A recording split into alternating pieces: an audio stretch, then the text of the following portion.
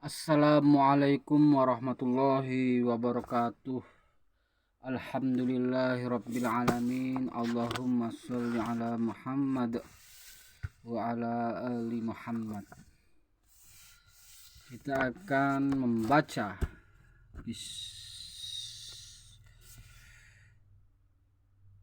kitab tauhid bab pertama. Tauhid, hakikat dan kedudukannya. Firman Allah Subhanahu wa taala, "Wa ma khalaqatul jinna wal insa illa liya'budun." Dan tidaklah aku menciptakan jin dan manusia melainkan supaya mereka beribadah kepadaku. Quran surat Az-Zariyat ayat 5, surat ke-51 ayat ke-56. Makna ayat ini, Allah Subhanahu wa taala mengabarkan bahwa Dia menciptakan jin dan manusia untuk beribadah kepadanya. Jadi, tidak benar jika seorang muslim menaruh perhatian penuh terhadap peradaban kehidupan materialistis. Karena seorang muslim diciptakan di dunia ini untuk satu tujuan, dan ia harus berusaha keras untuk mewujudkan tujuan tersebut, yaitu beribadah kepada Allah Subhanahu wa taala. Tidak meniru orang-orang kafir yang digambarkan dalam firman-Nya, "Walladzina kafaru yatamatta'una wa ya'kuluna kama ta'kulul an'amu wan naru maswal lahum." Dan orang-orang yang kafir menikmati kesenangan dunia, dan mereka makan seperti hewan makan, dan kelak nerakalah tempat tinggal bagi mereka. Quran surat Muhammad ayat 12. Yakni yang mendominasi dalam keinginan serta tujuan mereka adalah bersenang-senang dengan kelezatan duniawi dan syahwatnya. Anda pun melihat kegiatan-kegiatan perbuatan lahir dan batin mereka berkisar seputar itu, tidak mencapai hal-hal yang mengandung kebaikan maupun kebaikan. Karena itulah neraka dijadikan tempat tinggal yang dipersiapkan bagi mereka. Kemudian setiap orang muslim yang ingin mewujudkan tujuan hidupnya, yaitu ibadah, maka dia harus mengetahui definisi ibadah yang penjelasannya sebagai berikut.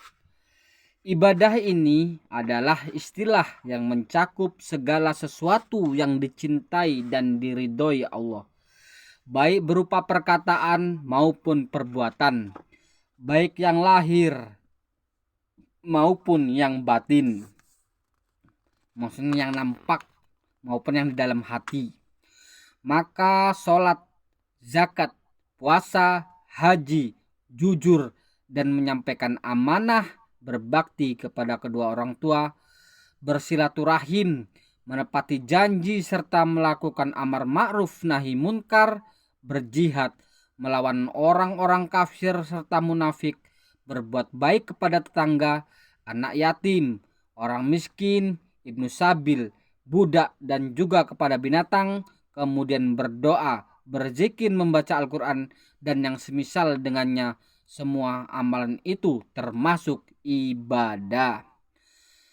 Demikian pula cinta kepada Allah dan Rasul-Nya, takut kepada Allah Azza wa Jalla, bertaubat kepadanya, mengikhlaskan agama kepadanya, bersabar terhadap takdirnya, bersyukur atas berbagai nikmatnya, ridho dengan ketetapannya, tawakal padanya, berharap rahmatnya, takut dari azabnya, dan yang semisal dengannya. Semua amalan itu termasuk wujud ibadah kepada Allah Subhanahu wa ta'ala.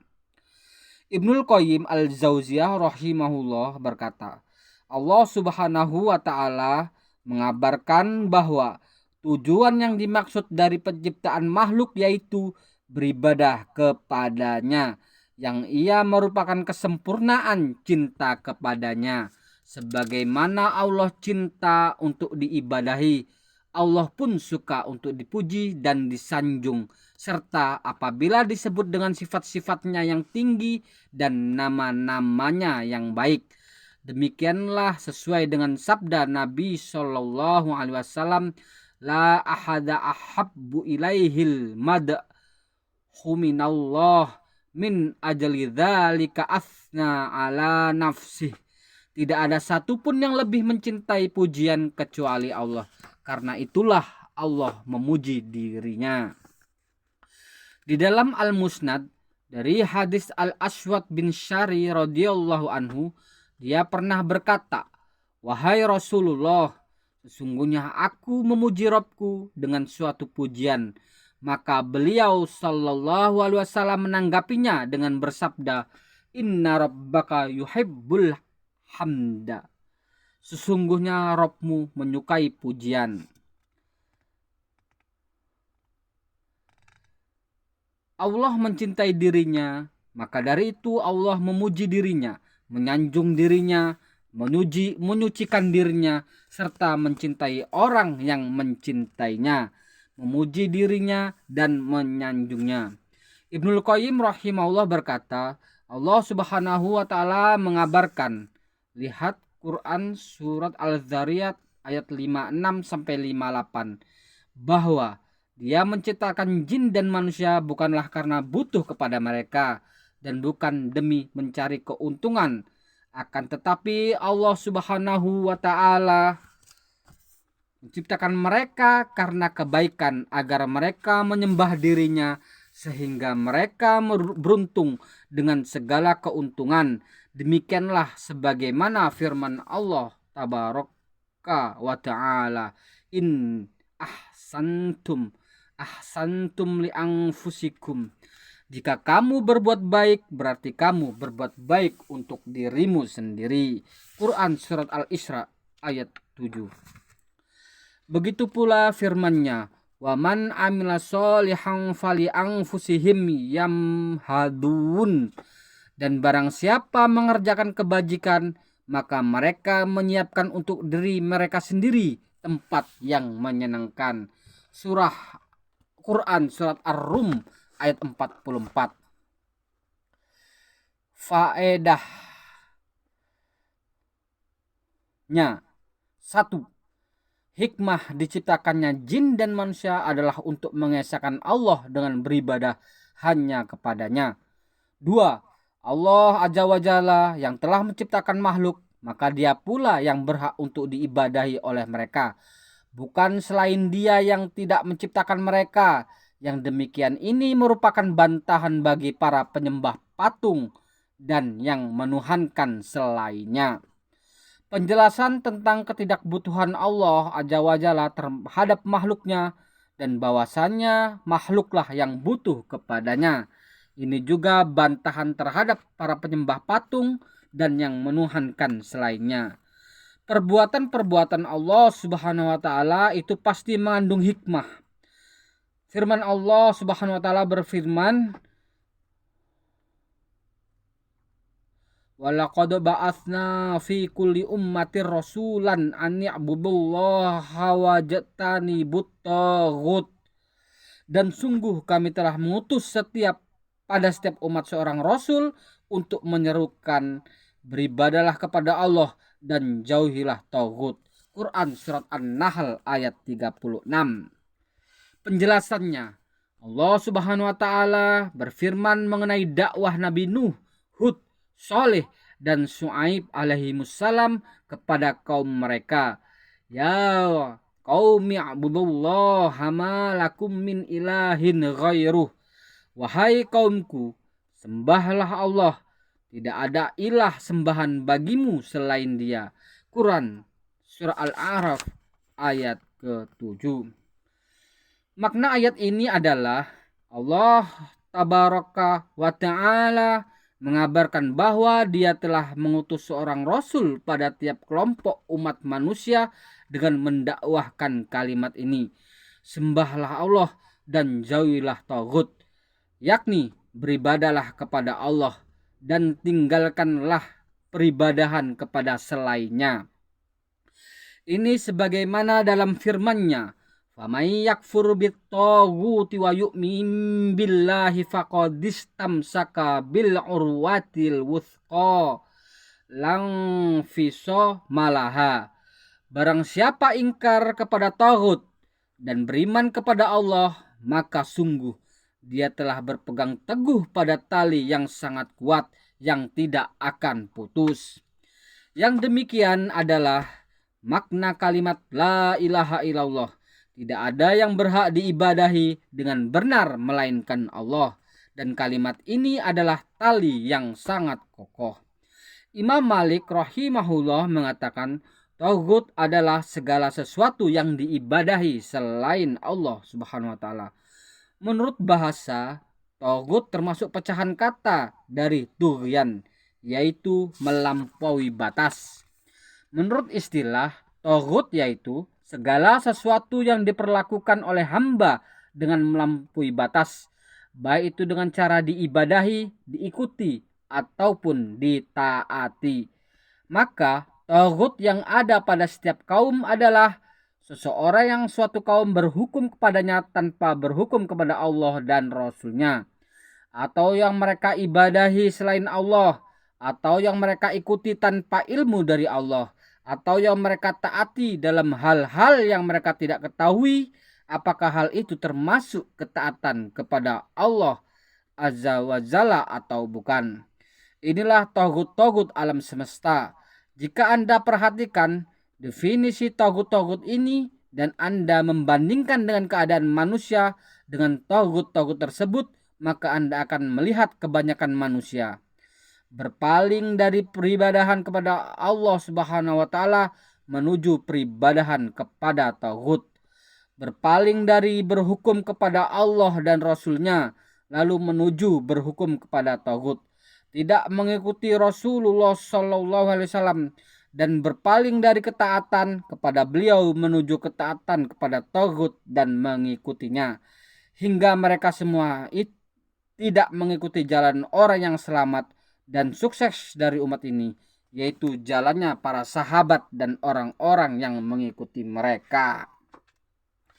Faedah hikmah diutusnya para rasul alaihimussalam adalah berdakwah, mengajak manusia kepada tauhid dan melarang mereka dari kesyirikan. Yang kedua, agama mereka alaihimussalam adalah satu, yaitu mengikhlaskan peribadahan kepada Allah Azza wa Jalla semata dan meninggalkan kesyirikan meskipun syariat yang mereka bawa tersebut berbeda-beda. Keagungan yang ketiga, keagungan tauhid dan bahwasanya tauhid itu adalah wajib atas seluruh umat. Faedah yang keempat, di surah An-Nahl ketiga 6 ini terdapat kandungan makna la ilaha illallah. Karena kalimat tauhid ini mengandung dua rukun, yaitu an-nafyu, penafian, yaitu menafikan atau mengingkari peribadahan kepada selain Allah. Yang kedua adalah al-itsbat, penetapan, yaitu menetapkan ibadah hanya kepada Allah, tidak ada sekutu baginya. Faedah keenam, pertentangan terbesar antara Rasul dan kaumnya adalah dalam tauhid uluhiyah. Firman Allah Subhanahu wa taala berfirman, "Wa qadara rabbuka alla ta'budu illa iyyahu wa bil walidaini ihsana." Dan Rabbmu telah memerintahkan agar kamu jangan menyembah selain Dia dan hendaklah berbuat baik kepada ibu bapak. Quran surah Al-Isra ayat 23. Penjelasannya, ayat ini mengabarkan bahwasannya Allah Azza wa Jalla memerintahkan dan mewasiatkan melalui lisan Rasulnya agar hanya Allah saja yang disembah tanpa selainnya, dan juga agar seorang anak berbakti kepada kedua orang tuanya dalam perkataan maupun perbuatan, tidak berbuat buruk kepada keduanya, karena keduanya lah yang telah mengurusnya pada saat dia masih kecil dan lemah sampai menjadi besar dan kuat. Faedah. Yang pertama, tauhid merupakan kewajiban pertama kali yang Allah perintahkan. Maka tauhid ini adalah tugas pertama yang wajib dilaksanakan. 2. Dalam ayat tersebut terdapat kandungan makna kalimat la ilaha illallah. Tidak ada ilah yang berhak diibadahi dengan benar kecuali Allah. Berupa menafikan peribadahan kepada selain Allah dan menetapkan peribadahan itu kepada Allah semata, yang tidak ada sekutu baginya yang telah lalu. 3. Besarnya hak orang tua, sampai-sampai Allah Subhanahu wa Ta'ala menggandengkan hak keduanya dengan haknya. 4. Kewajiban berbakti kepada kedua orang tua dengan semua jenis kebaikan. Karena di sini Allah tidak mengkhususkan suatu jenis kebaikan tanpa yang lainnya. 5. Haramnya durhaka kepada kedua orang tua. Firman Allah Subhanahu wa Ta'ala, wa'budullaha wa la tusyriku bihi syai'a. Beribadalah kepada Allah dan janganlah kamu mempersekutukannya dengan suatu apapun.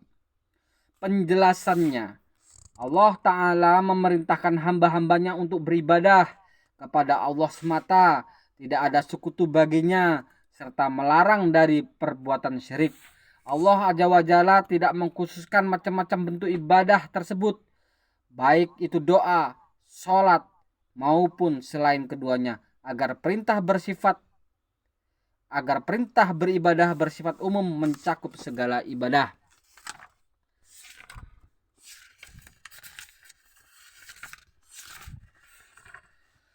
Allah Azza wa Jalla juga tidak mengkhususkan macam-macam syirik, agar larangan itu bersifat umum mencakup segala jenis syirik. Dari Mu'adz radhiyallahu anhu, dia menuturkan, aku berkata, ya Rasulullah, tunjukkanlah kepadaku amalan yang bisa memasukkanku ke surga dan menjauhkanku dari neraka. Maka Rasulullah Shallallahu Alaihi Wasallam bersabda, laqad sa'altani an azim wa innahu layasirun ala may yasyarahullahu alaih ta'budullaha wa la tusyriku bihi syai'a wa tuqimus shalah wa tu'ti zakah wa tasumu ramadan wa tahujjul baita. Engkau telah bertanya tentang hal yang besar, dan sungguh itulah hal yang mudah bagi orang yang Allah mudahkan. Engkau menyembah Allah dan tidak menyekutukannya dengan suatu apapun, mendirikan sholat, memberi zakat, berpuasa Ramadan, berhaji ke Baitullah. Faedah, wajibnya mengesahkan Allah Azza wa Jalla dalam ibadah, karena itu adalah perintahnya yang pertama kali, dan mengesahkan Allah Azza wa Jalla dalam ibadah tauhid merupakan kewajiban terbesar. Menjauhi syirik tergolong syarat sah ibadah, karena Allah menggandengkan perintah untuk beribadah dengan larangan dari berbuat syirik. 2. Haramnya syirik, menyekutukan Allah dalam hal ibadah, dan larangan Allah terhadap kesyirikan merupakan larangan terbesar. 3. Tidak boleh mempersekutukan Allah dalam ibadah dengan siapapun, baik itu malaikat, nabi, orang soleh, wali, maupun patung, karena bermakna umum. 4. Syirik menyekutukan Allah dengan sesuatu yang merupakan dosa besar yang paling besar.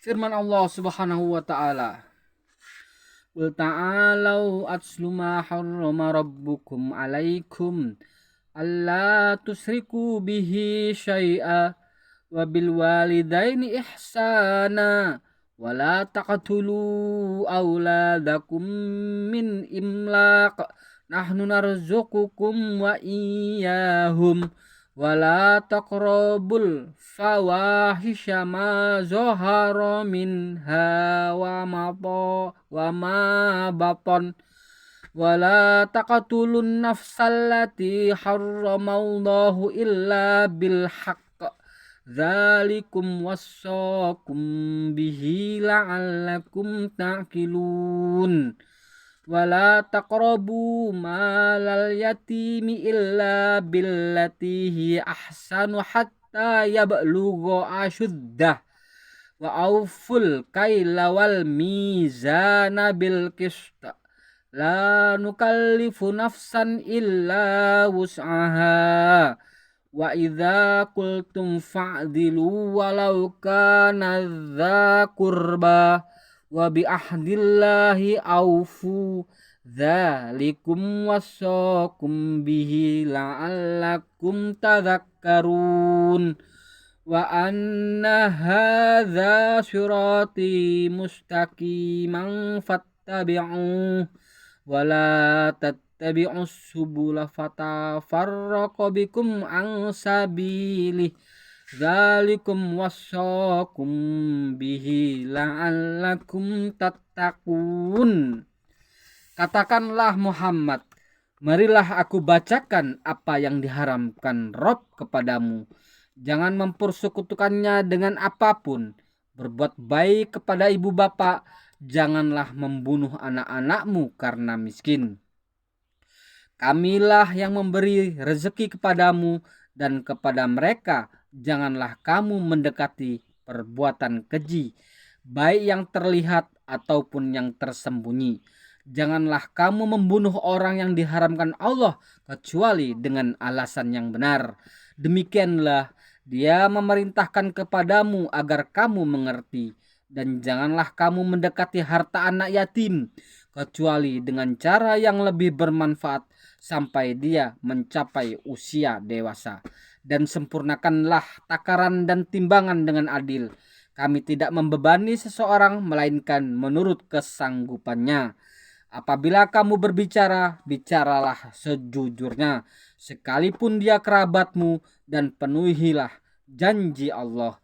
Demikianlah Dia memerintahkan kepadamu agar kamu ingat, dan sungguh inilah jalanku yang lurus, maka ikutilah. Jangan kamu ikuti jalan-jalan yang lain yang akan mencerai-beraikan kamu dari jalannya. Demikianlah Dia memerintahkan kepadamu agar kamu bertakwa. Quran surat Al-An'am ayat 151 sampai 153. Penjelasannya, Allah Azza wa Jalla telah memerintahkan nabinya agar menyerukan kepada kaum musyrikin yang menyembah selain Allah, mengharamkan apa yang telah Allah Subhanahu wa taala rezekikan kepada mereka. Allah mengharam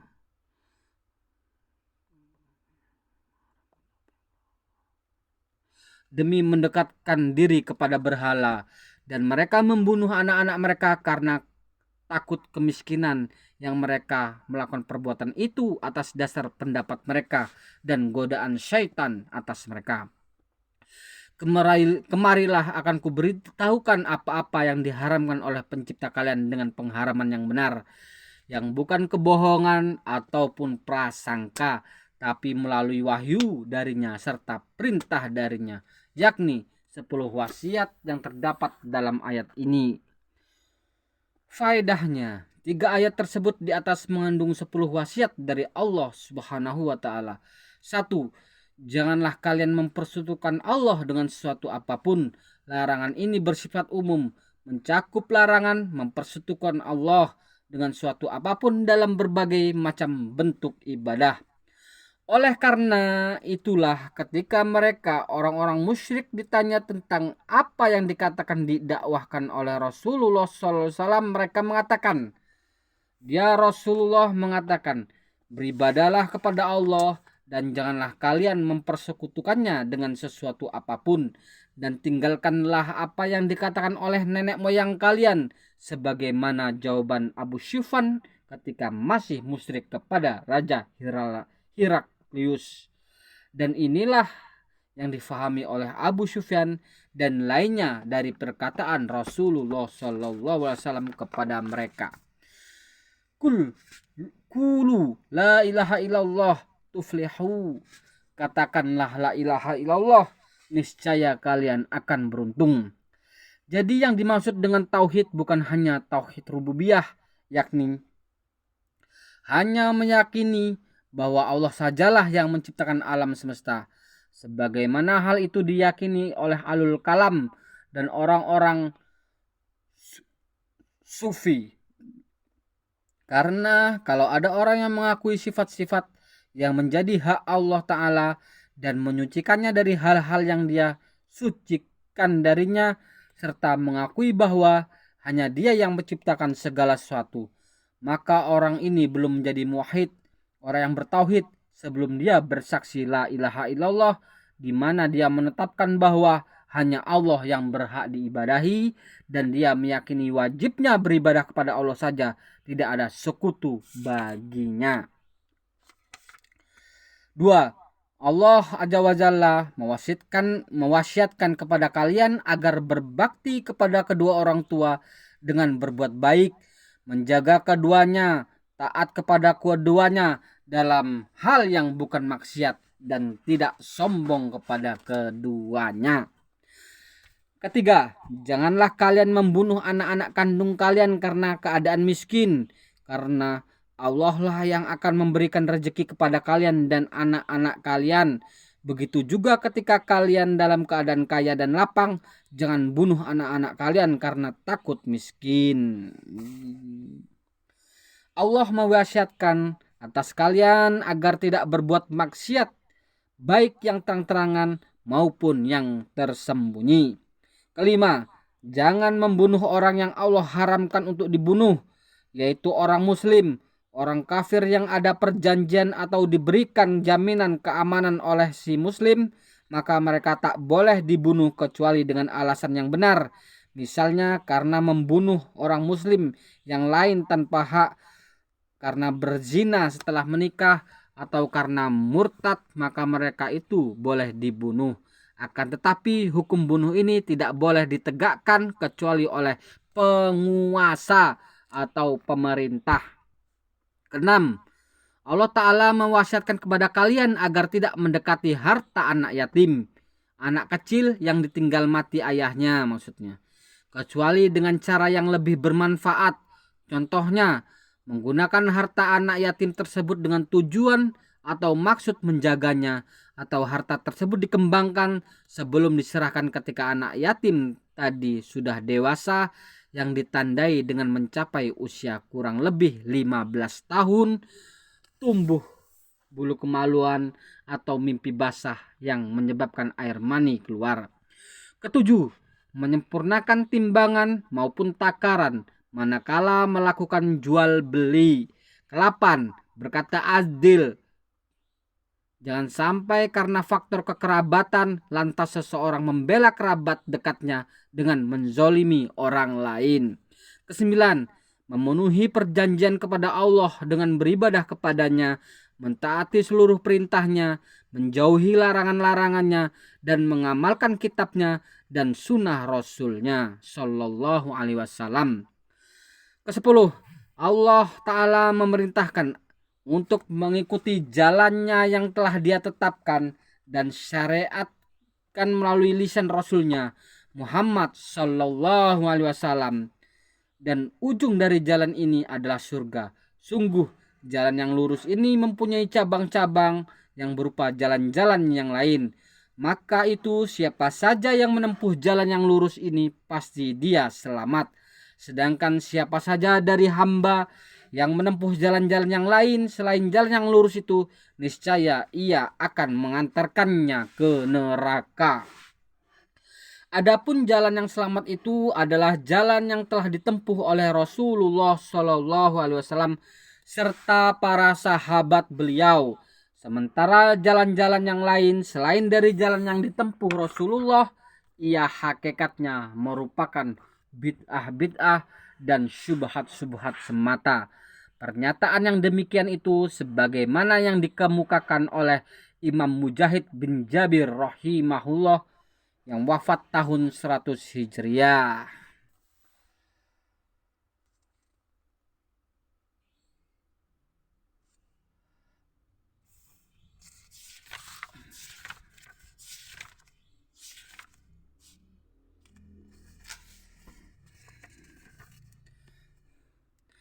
As-siratal mustaqim, jalan yang lurus.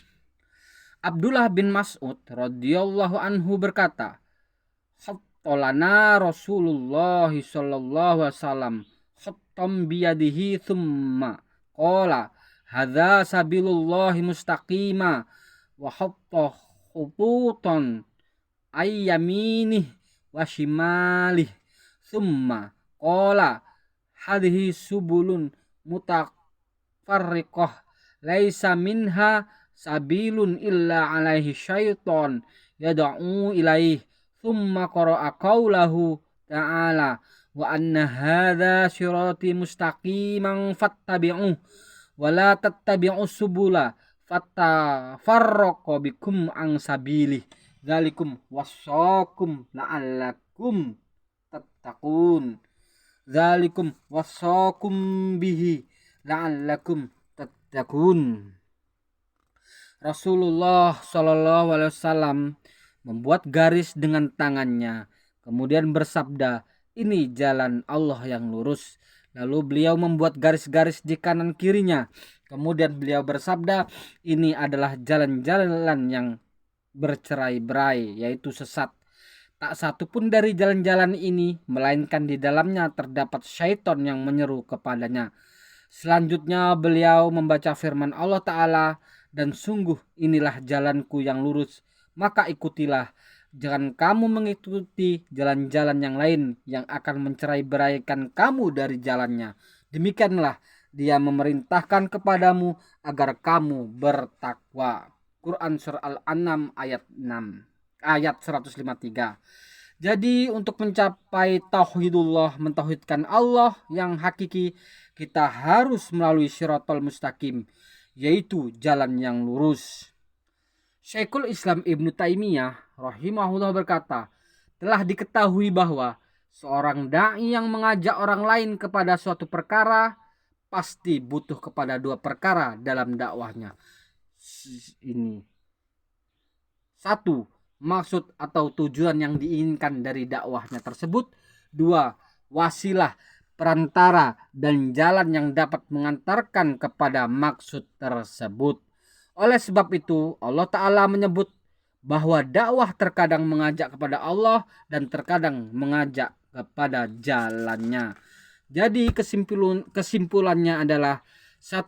Allah satu-satunya yang berhak diibadahi dan dialah maksud atau tujuan dari dakwah, dan hal itu dilakukan dengan mewujudkan al-uluhiyah bagi Allah Tabaraka wa Ta'ala serta dengan mentauhidkannya dan mencegah kesyirikan.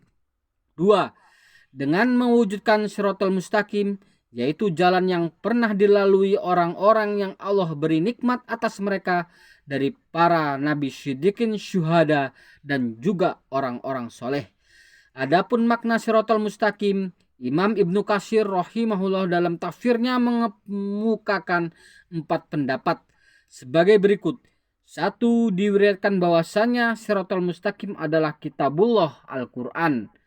2. Dikatakan bahwa Shiratal Mustaqim adalah Al-Islam. 3. Mujahid berpandangan bahwa Shiratal Mustaqim, jalan yang lurus, adalah Al-Haq, kebenaran. 4.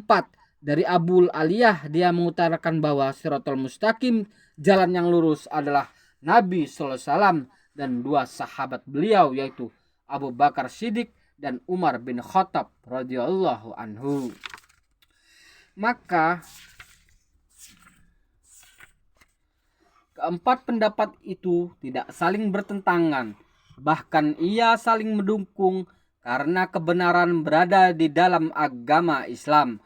Sedang agama Islam itu bersumber dari Al-Quran dan As-Sunnah, dan Al-Quran dan As-Sunnah wajib dipahami sesuai dengan pemahaman para sahabat radhiyallahu anhuma. Dengan kata lain, manhaj, jalan para salaf, para sahabat itulah yang wajib diikuti. Karena dengan mengikuti manhaj salaf, maka akidah tauhid kita terjaga. Manhaj adalah pagar yang mengelilingi, menjaga akidah, dan benteng yang kokoh bagi akidah.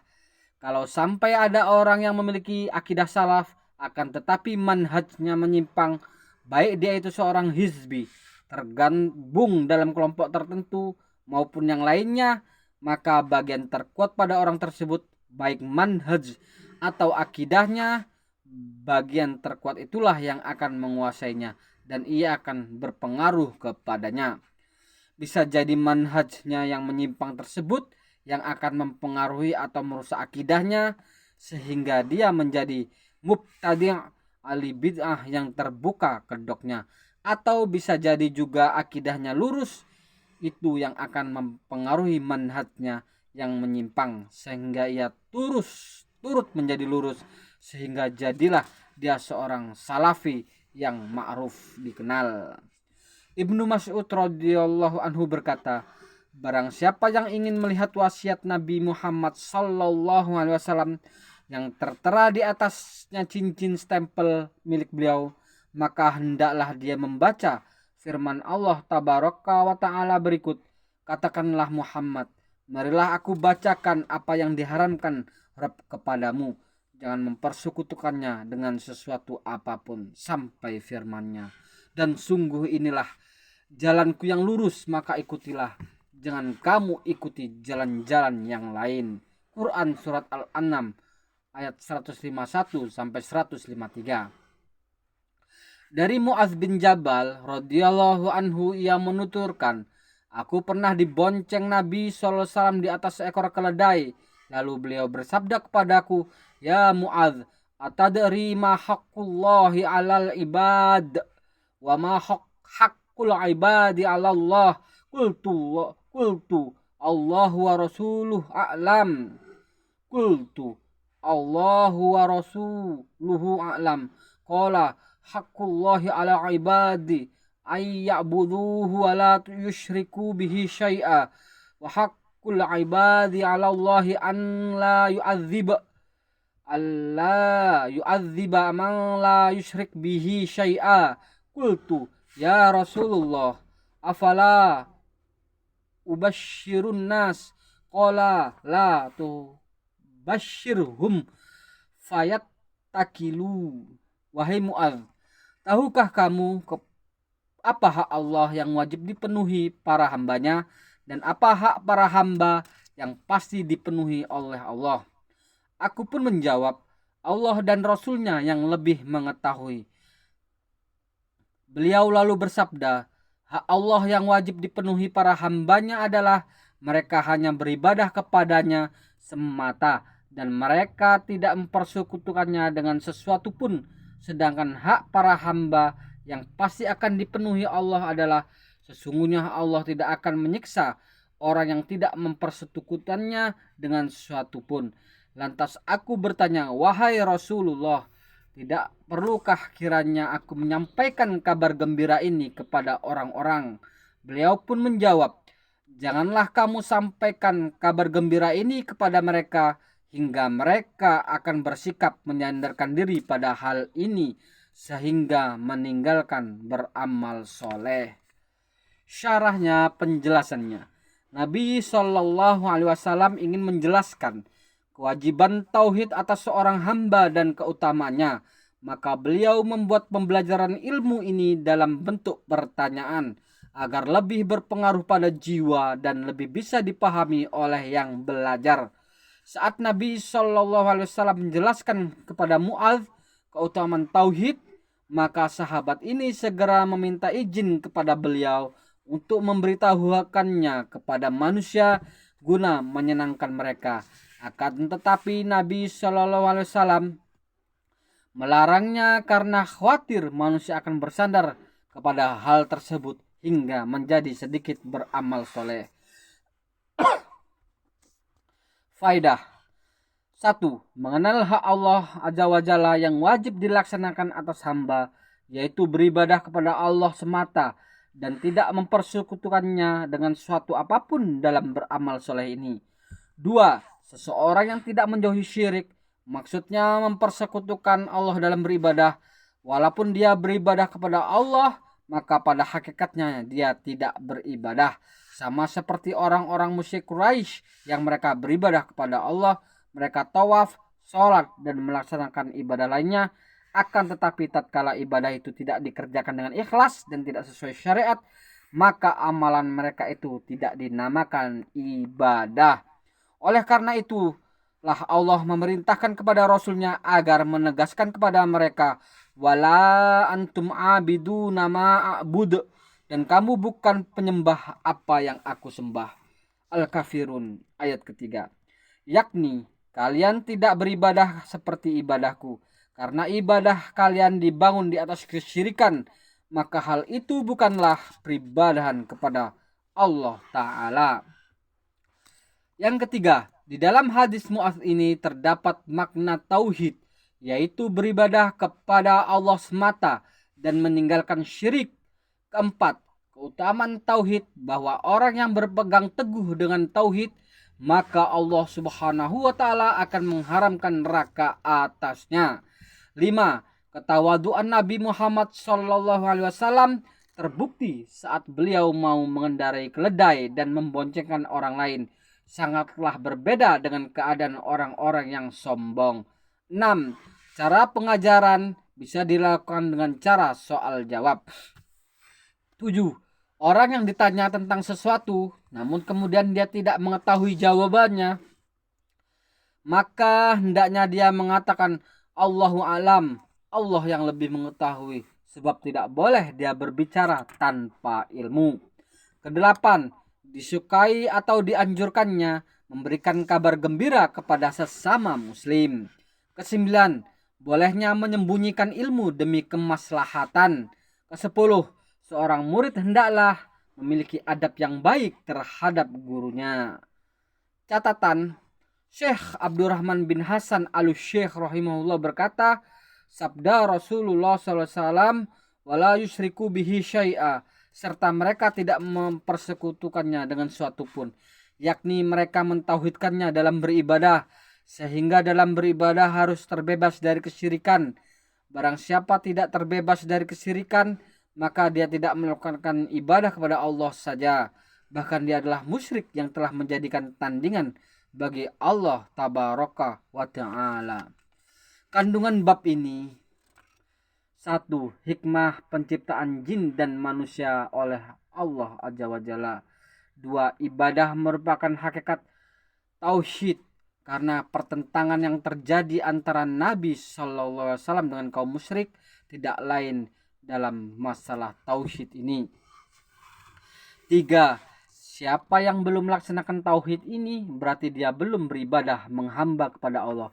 Disinilah letak pengertian firman Allah Ta'ala, wala antum abidu nama a'bud, dan kamu bukan penyembah apa yang aku sembah. Keempat, hikmah diutusnya para rasul yaitu untuk menyerukan tauhid dan melarang perbuatan syirik. Kelima, pengutusan Rasul Shallallahu Alaihi Wasallam mencakup seluruh umat. Sesungguhnya agama ajaran para nabi alaihissalam adalah satu, yaitu mentauhidkan Allah Ta'ala dalam beribadah. 7. Masalah yang agung, yaitu bahwa ibadah kepada Allah tidak akan terwujud dengan sebenar-benarnya melainkan dengan mengingkari tagut. Maka itu ketahuilah bahwa ibadah kepada Allah tidak akan terwujud dengan sebenar-benarnya melainkan dengan mengingkari tagut. Maka itu ketahuilah bahwa ini adalah pengertian firman Allah Ta'ala, famay yakfur bit-taghut wa yu'min billahi faqadistamsaka bil urwati wuthqa. Barang siapa ingkar kepada tagut dan beriman kepada Allah, maka sungguh ia telah berpegang teguh pada tali yang sangat kuat. Al-Baqarah ayat 256. Kedelapan, pengertian tagut bersifat umum. Ia meliputi segala apapun yang disembah selain Allah. Kesembilan, ketiga ayat muhkamat yang disebutkan di dalam surah Al-An'am menurut generasi salaf memiliki kedudukan yang penting, karena di dalamnya tergantung 10 permasalahan, dan yang pertama adalah larangan dari berbuat syirik. 10. Ayat-ayat muhkamat yang tersebut dalam surah Al-Isra mengandung 18 masalah. Ia dimulai dengan firman Allah Ta'ala, la taj'al ma'allahi ilahan akhara fa taqa'udha madhmuman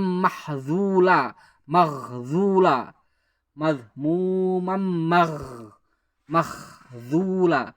Janganlah kamu mengadakan Tuhan yang lain di samping Allah.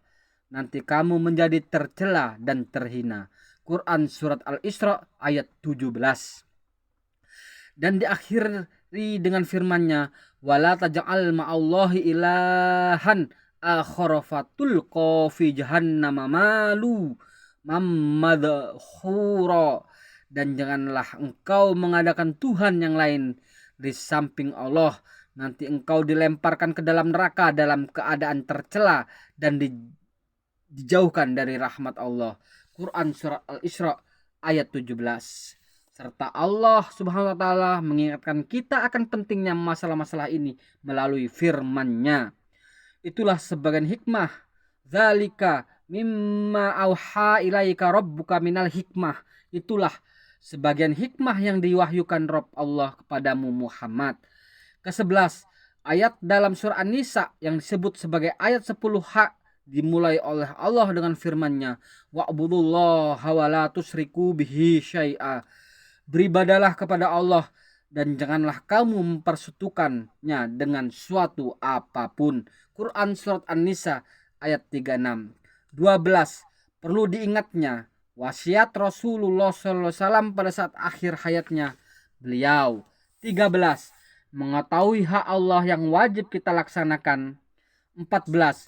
Mengetahui hak hamba-hamba Allah yang pasti akan dipenuhinya jika mereka melaksanakan haknya. Ke-15. Masalah ini tidak diketahui sebagian besar sahabat. Ke-16. Boleh menyembunyikan ilmu demi maslahat kebaikan. Ke-17. Dianjurkan menyampaikan kabar gembira bagi sesama muslim dengan berita yang membuatnya senang. Ke-18. Rasulullah SAW merasa sangat mengkhawatirkan terhadap sikap menyandarkan diri kepada keluasan rahmat Allah. Ke-19.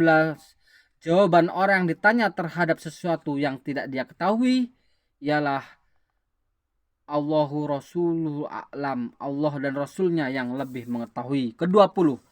Boleh menyampaikan ilmu kepada orang-orang tertentu tanpa memberitahu yang lainnya. Ke-21. Kerendahan hati Nabi SAW saat menunggang keledai.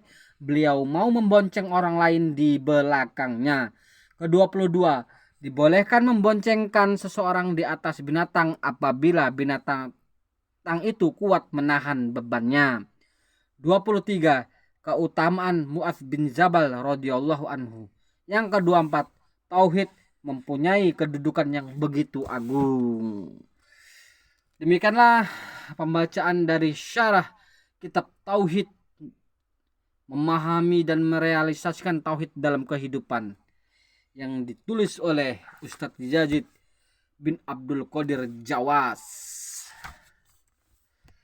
Episode berikutnya kita memasuki bab kedua. Bacaan berikutnya kita memasuki bab kedua.